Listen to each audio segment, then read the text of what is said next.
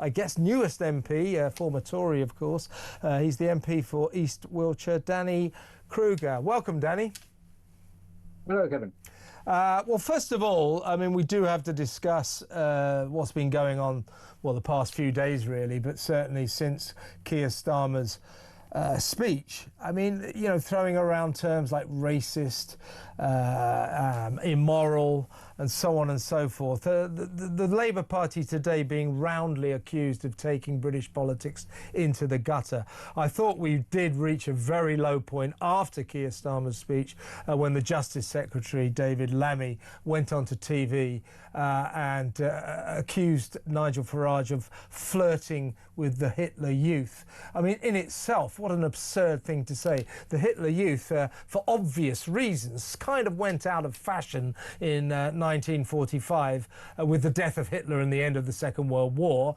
Nigel Farage was born 19 years later in 1964. Of course, then Lammy retracted the statement.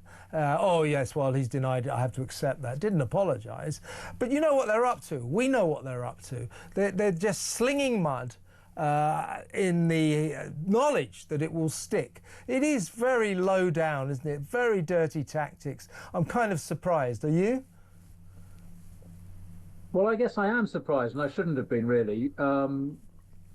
What we've got is a strange sort of inversion, isn't it? I mean, they for years have been accusing Reform politicians and Boris Johnson before that of using divisive language, you know, demonising the other and so on. And but, you know, neither Nigel nor anyone in Reform, or Boris for that matter, have ever accused mainstream politicians of these kind of worst possible affiliations, you know, literally being Nazis, saying we're racist. And not, of course, not by just us, the Nigel and the politicians, but by implication the millions of people who agree with Nigel. And they try and wriggle out of it by saying, oh, we don't think, you know, that the followers of Reform are racist, or, you know, even saying Nigel's a racist, they now sort of backtrack. But something's racist, they want to say that. So it is pretty disgraceful. And what really is going on, of course, is it's an attempt to delegitimise Reform altogether. They can't attack the policies that we're coming out with because they know that these policies are popular. And in fact, they try and ape these policies, as we saw this week with Labour's sort of pale imitation of our position on indefinite leave to remain. So they can't attack the policies, so they attack the people. And by suggesting that Reform, that we're racist, that we're Nazi, it's an attempt just to put us out of mainstream respectable political debate altogether. So it's profoundly undemocratic in its purpose. And as Nigel and Zia said, it's also dangerous because it will justify, you know, proper lunatics, dangerous people who think that we're fair game. And of course, Nigel, in his rebuttal speech yesterday, which was far more stirring in my view than Starmer's conference speech, you know, he cited the case of Charlie Kirk, you know, quite rightly in my view, pointing out that this kind of dialed up, dangerous, over-the-top rhetoric can lead to serious violence. We also learned today that Nigel Farage, of course, the poor guy does require security everywhere he goes. As a party leader, that's been provided and paid for by the Exchequer. But we learned today that that's been slashed by 75%. That's a bit strange, isn't it? And would you just bear with me, Danny, when we just to reiterate the point about the kind of things that Labour are saying about your party and Nigel Farage. This is the Home Secretary Shabana Mahmood at the conference. Do you think Nigel Farage is racist? I think that Nigel Farage is actually almost worse than that. I think he knows exactly what he's doing. I think he's being extremely cynical. He knows that with some of the policies he's put forward, which are on indefinite leave to remain, for example, immoral and, in my view, extreme, he is sending that dog whistle to every racist in the land, but he wants to retain some respectability for himself whilst he does it, and that's what we're challenging. Do you think he is racist himself? Look, it's for Nigel Farage to explain who and what he is. I'm saying I can see that behaviour. No, I can see. No, I can see the behaviour that he's indulging in, and I'm calling it out. Yeah, OK. And one more clip, if you don't mind, Danny. This is part of Starmer's speech yesterday. Again, I think outrageously saying, whatever you think about Nigel Farage, he does not hate Britain, quite the reverse. But here's Starmer claiming just that. We can all see these snake oil merchants on the right, on the left, but be in no doubt, conference, none of them have any interest in national renewal, because decline is good for their business. When was the last time that you heard Nigel Farage say anything positive about Britain's future? He can't. He doesn't like Britain, doesn't believe in Britain, wants you to doubt it just as much as he does. I mean, Danny, you're an old stager. You've been in the Westminster bear pit for some time, but doesn't that anger you? Don't these smear tactics anger you? They kind of anger me because they're so transparent. I mean, this is what they're just slinging mud around, knowing it's all a lie, hoping that it sticks. And you know, I guess I'm being too idealistic, but you would hope that British politics didn't stoop to such low-down strategies. I think it is a new low, and it is cynical. It's what's so interesting about Shabana Mahmood's comments there. She clearly can't bring herself to say that Nigel Farage is a racist. A, because it's just plainly untrue.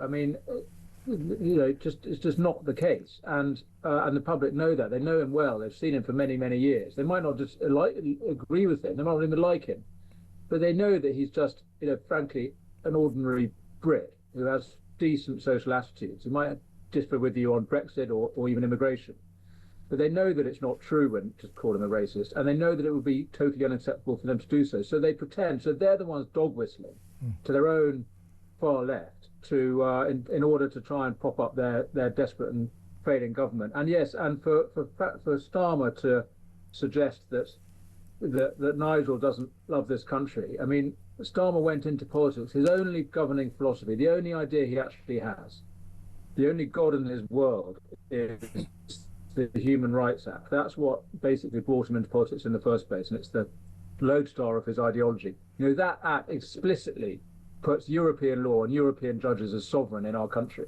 He's the one who doesn't believe in our country, let alone in parliamentary democracy. And for him to be doing what he's doing now, which is trying to rule out the party which is currently on course to win the next election from democratic legitimacy, to say that we shouldn't be listened to because we're racist and Nazi, was profoundly anti-democratic. I detest this phrase, but it is apposite, that Nigel Farage is living rent-free in Keir Starmer's head, and indeed living rent-free in the entire Labour Party's consciousness, if you ask me. Do you think that, you know, I mean, your former party, the Tories, barely got a mention in his hour-long speech yesterday? He made a bit of a joke about it, just saying, oh, do you remember the Tories? Everybody laughed and all that. They barely got a mention. And yet, throughout the speech, reform, reform, reform, Nigel Farage, Nigel Farage, Nigel Farage. Do you think that will backfire on him? Do you think that raising the profile of reform and Nigel like this will actually be good for reform and bad for Labour? Probably, yes. I mean, just as calling us racists won't work. I mean, we see this around the world when mainstream politicians are accused of being racist. Moderate people flock to them because they realise that the people accusing them of that are mad and bad. So, yeah, I think this will backfire. I mean, on the other hand, he's right to do this. I mean, this is the sad fact for me as a former Conservative. I mean, my former party has been eclipsed by reform. Reform now represents the best hope for the right in British politics, and indeed for the whole country, in my view. That's why it's important that all people on the right get behind them. And Starmer is correct to say, you know, the country stands at a fork in the road. That was the point he made in his speech. I mean, we obviously typify the two options totally differently. You know, one way it's international human rights and net zero and mass migration. On the other hand, it's common sense, you know, controlled borders, parliamentary sovereignty, and prosperity. And, you know, to this point that Nigel doesn't have a positive vision for the future, he's actually an extremely upbeat and optimistic person. He has a great hope for our country. We just need to undo all the damage that Labour have done and that sadly the Tories did before them. And just before we go to break, we need to talk about the ECHR and the migrant crisis after the break. But before my dog in. What was He'll that? keep yapping if I don't let Oh, the was that dog your in. dog? Sorry. Yeah, he's sort of yapping at the door, so there we go. Okay. Go on. It's okay. I have that problem as well. I've got a dog that's just as bad. Just quickly though, by extension, I mean, we're at this station, I'm looking at my switchboard now. In terms of this rebounding, backfiring on Labour, I think millions of people around the country, not necessarily just Reform supporters or Reform members, but millions of people around the country agree with Nigel Farage and agree with Reform's policies to tackle the migrant crisis. And they feel that Starmer, by extension, is calling them racists as well. So I really do think he may have stirred up a really negative hornet's nest for himself. Would you agree with that? Yeah, that's absolutely right. If he actually cared about this country, if he actually cared about his own position with the general public, with the country as a whole, he wouldn't be doing this, because, as you say, he's insulting millions of people, and indeed millions of moderate people who agree with Nigel, might not yet have decided to vote for reform, but recognise we have a problem with our borders, and it's not racist to point that out. But of course, what Starmer's actually doing is facing an absolute crisis of his own position in his own party. So he's doing what beleaguered leaders do, which is turn around and face his own people and try and to stir up support there. So he's speaking to the left, and indeed the hard left, and that's the way Labour is being dragged by its own backbenchers and by its own supporters. So yes, he is the one who's playing a very divisive game of politics here in order to try and shore up his position. And I'm sure you're right that it won't help him in the long run, and come the next election, well, come the elections in May, actually, when we're fighting lots of local elections and in Wales and Scotland. I'm confident and hopeful that the voters will send a message that this isn't what they're expecting from their Prime Minister.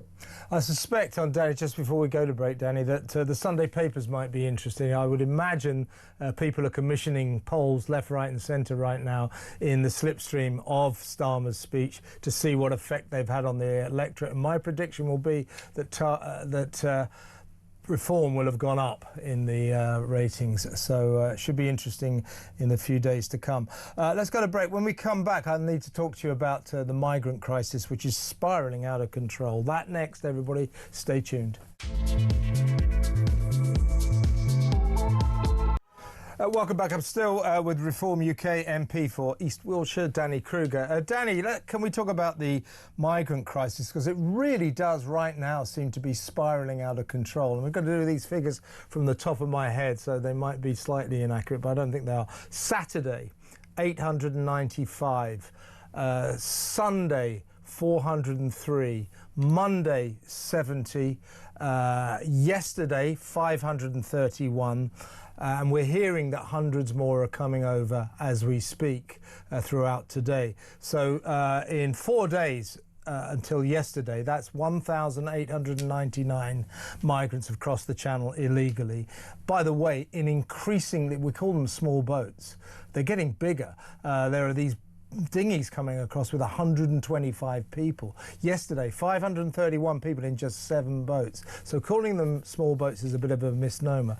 We're hearing hundreds more today. So within 5 days, we're talking about more than 2,000 migrants crossing the channel illegally. Meanwhile, Starmer's at his conference saying, oh, we're going to take difficult decisions. We're taking difficult decisions on the migrant crisis. We've got Shabana Mahmood, the Home Secretary, saying, I'll stop at nothing to solve the migrant crisis. Well, she won't leave the ECHR. She won't stop putting them in 4-star hotels. She won't stop giving them free food. She won't stop giving them free doctors and free dentists. She won't stop giving them free lawyers to fight their cases to stay. This government doesn't have any answers. The one-in, one-out scheme, I think we've sent 6 to France and they've sent 3 here. It's supposed to be a deterrent. What on earth is it for? This is a very, very alarming situation. We have a government that is not doing a damn thing about a crisis that, as I say, is spiralling out of control. Well put. And the public have been furious for years now because they see the state failing in its most essential and obvious duty, which is to protect our borders. What else is the government for? And when it can't do it against, an unarmed group of men coming over in plain sight on dinghies, is utterly preposterous. And the fact is, there is a way to do this. it would stop the migration at a stroke, which is to ensure that every single person who lands on our shores illegally is immediately detained and swiftly deported. And there is a logistical challenge to that. Obviously, you need to have detention capacity for a short period because it wouldn't take long before they stop coming. But you do need to have capacity for some thousands. But crucially, it's a legal challenge because you need to be able to get the Home Office and private contractors and the airlines to actually physically remove these people. And at the moment, they won't do that because lawyers go to court and they get a sympathetic judge to issue an injunction. Or indeed, the civil servants refuse to do it in the first place because they think that their employment rights prevent them from doing so.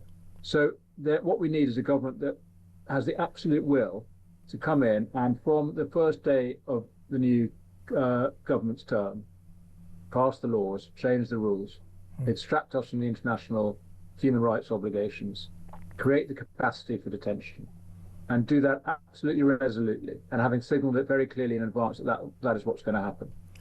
And I wish the Conservatives had done that in the last Parliament. I'm deeply ashamed that they didn't, and it's one of the main reasons I left. Labour clearly will not do any of those things. Only Reform will do it. And with deport and detain, would that include women and children? Yes. Anybody who arrives here illegally needs to be removed. It doesn't need to be inhumane. In fact, it must not be inhumane. What is inhumane is creating an incentive for people to risk their lives crossing the channel and then encouraging them to effectively work in the black economy once they've arrived. That's the inhumanity of our current system. Also, of course, what we're doing is privileging mostly fit young men, you can see on your screen there, I don't notice many women and children there, yes. Over the genuinely vulnerable in the developing world, who we should be concerned about. And where we have capacity for refugees, we should be prioritising those genuinely vulnerable people in direct harm's way in the world's hellholes, not fit, rich young men who have managed to get to the coast of France. So I don't have any difficulty with asserting this policy on humanitarian grounds as well as on the grounds of justice for the British taxpayer. And one last point, the ECHR, the European Convention on Human Rights. We're being, Shabana Mahmood, the new Home Secretary, is being touted to us as hard as nails, tough as old boots. She's the one who's going to solve this crisis. She's even on the front page of The Spectator, the Tory sort of Bible this week, done up like the Terminator, as if she's Arnold Schwarzenegger or something. Now, she's not tough, as I say. She's going to carry on putting them in hotels, giving them free food, free accommodation, free doctors, free dentists and free lawyers. And she's going to stick us in, we're going to carry on in the European Convention of Human Rights. And as long as we are in that, we cannot make our own sovereign decisions. So I don't think that leaving the ECHR immediately solves our migrant crisis. But if we don't, we have no chance of solving it. Would you agree with that? Yes, it's necessary, but not sufficient. There's other things that need to be done as well. And I agree with you about Shabana Mahmood. I mean, I do have some respect for her as for Labour. She actually talks some sense. She seems to have an idea that actually we should prioritise British citizens over foreigners, and particularly over illegal migrants. She has come out with a sort of pale version of our own policy about legal migration, which is to restrict the rights of future migrants to stay here indefinitely. But actually, she's not unwinding the real problem we've got, which is the recent wave of migration. But no, she's being talked up as a sort of right wing. I mean, Michael Gove, my old friend, who's the editor of The Spectator, I think is enjoying, creating another kind of person to idolise, which he likes to do. But I don't think it'll wash. I think in practice, we're going to see Shabana Mahmood exposed as just another Labour politician who might talk tough, but actually their ultimate loyalty, because they follow Keir Starmer and they follow the Labour tradition, their ultimate loyalty is to international human rights, not to parliamentary sovereignty, let alone to the principle of national preference and putting our own people first, which is the only proper basis for a democracy. Can I ask one last question? One in, one out. Many of us are finding this completely baffling. It's supposed to be a deterrent. So far, we have sent 6 people to France, returned 6 people to France. under this scheme, and France has sent us 3, as I said earlier. Meanwhile, 2,000 illegal migrants crossed the channel from France in the last 4 or 5 days. What on earth is 1 in, 1 out for? I mean, it's clearly not a deterrent. So what is the purpose of it? Well, I suppose the theory is that if they genuinely return every single person who came to our shores back to France, that would be a deterrent, and they're prepared to pay for that by taking the same number of people sent to us by the French government. So the illegal migrants would be deterred from doing it. But we're still getting the same number of migrants, at least in the short term, until the deterrent works. But fundamentally, it won't work unless they do it at such a scale that everybody knows they're being detained and deported. I mean, I just think the clearest and simplest thing to do is to ensure that everybody is removed, either back to their own country or back to France. By all means, let's have a deal with them, or to a safe third country, which is what Rwanda was for. And I'm not saying the Rwanda policy was perfect. I resigned from, I broke the whip because I didn't think it was strong enough. But we do need places to send them, and we can set that up. Other countries have done that. But we absolutely have to be totally clear. You will not be allowed to stay or claim asylum if you land here illegally. If you want to claim asylum, do it in the proper way. Queue up with everybody else. Very sensible, Danny, and very good to talk to you. Thank you so much for joining us.